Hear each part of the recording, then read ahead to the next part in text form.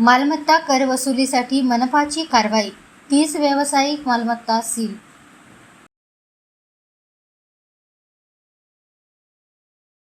चंद्रपूर महानगरपालिकेकडून मालमत्ता कर वसुलीसाठी विशेष मोहीम राबविण्यात येत आहे.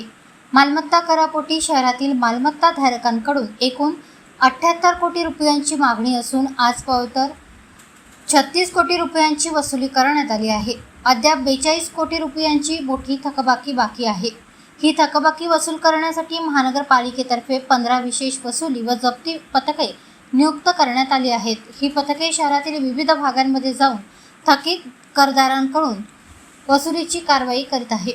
कर थकबाकीदारांना वेळोवेळी नोटीस देऊनही कर न भरल्यास संबंधित मालमत्तांवर जप्ती व सील करण्याची कारवाई करण्यात येत आहे. या मोहिमेअंतर्गत आतापर्यंत 30 व्यावसायिक मालमत्ता सील करण्यात आल्या आहेत. मनपाकडून थकीत कराची वसुली करण्यासाठी पुढील काळातही अशा प्रकारची कारवाई अधिक तीव्र करण्यात येणार असल्याचे प्रशासनाने स्पष्ट केले आहे.